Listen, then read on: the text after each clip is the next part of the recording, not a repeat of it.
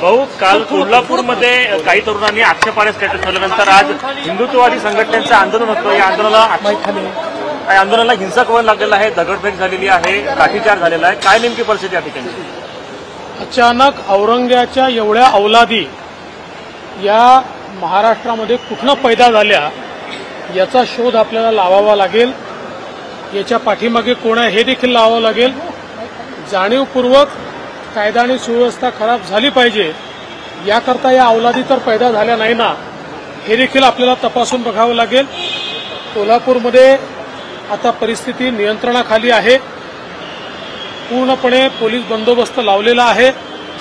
माझी सगळ्यांना विनंती आहे, कोणीही कायदा आणि सुव्यवस्था या ठिकाणी खराब होणार नाही याची सगळ्यांनी काळजी घ्यावी. कायदा कोणी हातात घेऊ नये. आम्ही कुठल्याही परिस्थितीत अशा प्रकारच्या औरंगाच्या अवलादींना सोडणार नाही. या ठिकाणी कोणी औरंगजेबाचं उदात्तीकरण करू शकणार नाही. हा छत्रपती शिवाजी महाराजांचा महाराष्ट्र आहे.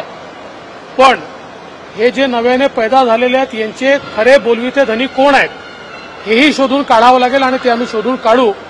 मात्र महाराष्ट्रासारख्या राज्यामध्ये कायदा हातात घेतल्यामुळे एकीकडे त्या ठिकाणी कायदा सुव्यवस्थेचा प्रश्न तर निर्माण होतोच, पण त्याचसोबत महाराष्ट्राचा जो नावलौकिक आहे, एक औद्योगिक राज्य म्हणून जो नावलौकिक आहे त्याच्यावरही याच्यामुळे कुठेतरी एक डाग लागतो.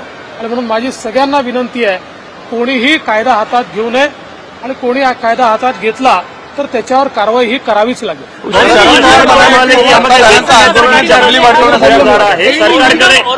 मोठा इश्यू आहे का, काही रिएक्ट होण्याची गरज आहे का, असं पवार म्हणाले. ते काय म्हणाले मला माहिती नाही, पण महाराष्ट्रामध्ये औरंगजेबाचं उदात्तीकरण कोणीही केलं तर या ठिकाणी साहजिक संताप निर्माण होतोच.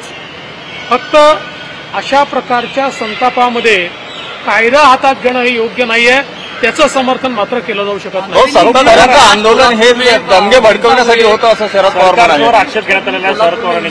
गाड़ियों की जो है वो तोड़फोड़ भी की गई है. विशिष्ट समुदाय के खिलाफ आंदोलन जो है वो उभरा हुआ है. देखिए, महाराष्ट्र में अचानक कुछ जिलों में औरंगजेब की औलादे पैदा हुई है, जो औरंगजेब का फोटो दिखाते हैं, औरंगजेब का स्टेटस रखते हैं, और इसके कारण एक दुर्भावना समाज में पैदा हो रही है और इसके कारण एक तनाव भी निर्माण हो रहा है.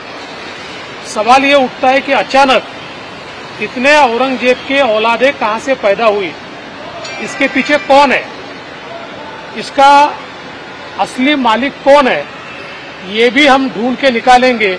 कौन जानबूझकर महाराष्ट्र में कानून व्यवस्था खराब हो और महाराष्ट्र का नाम खराब हो ये करने की कोशिश कर रहा है, ये भी हम ढूंढ के निकालेंगे.